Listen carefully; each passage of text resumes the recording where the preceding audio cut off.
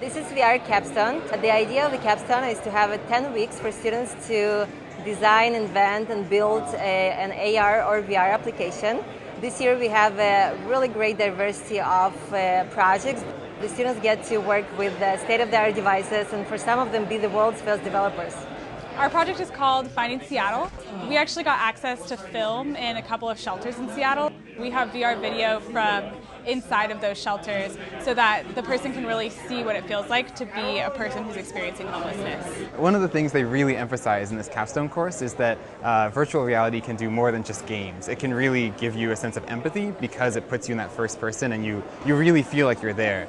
So one of the things we were encouraged to do was to explore how could we use this for sort of a social good topic where what's really missing is empathy. And so we thought a lot about our hometown and what are the biggest crises in Seattle. And we realized that homelessness is such an obvious one. A lot of people have never been in a homeless shelter before, and by being in that environment, we're able to create a more realistic experience for the user, and so they are able to understand what it's like being homeless. There was one point in the experience where a coworker asked them to take an extra shift, and they had to make a choice between having a place to sleep or taking the extra shift, and they took the place to sleep because they didn't want to be on the street.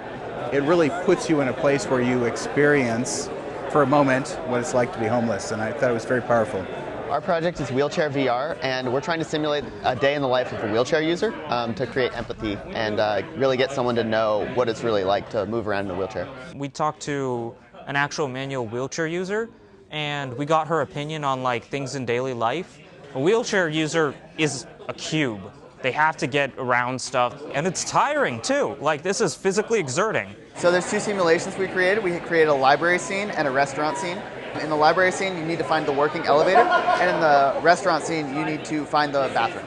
And you'll notice that this hallway is pretty narrow. This is by design. Bathrooms actually do this. It's challenging. It's very challenging to maneuver.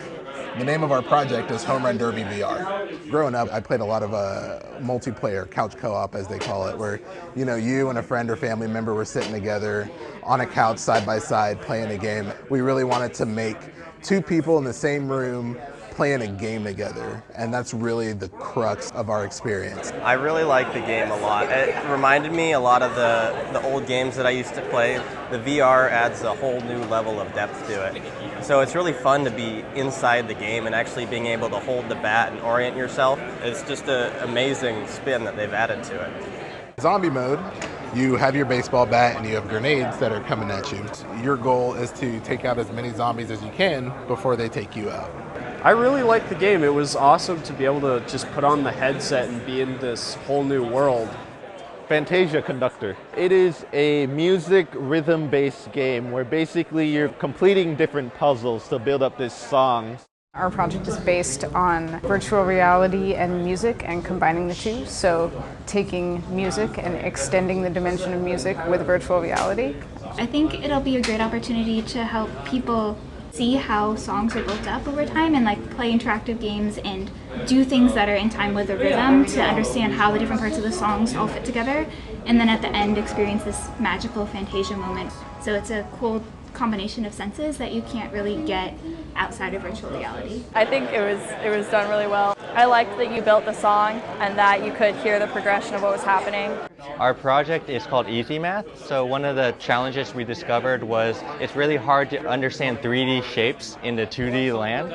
So we created a math lesson platform to teach students how to graph 3D shapes in the 3D world.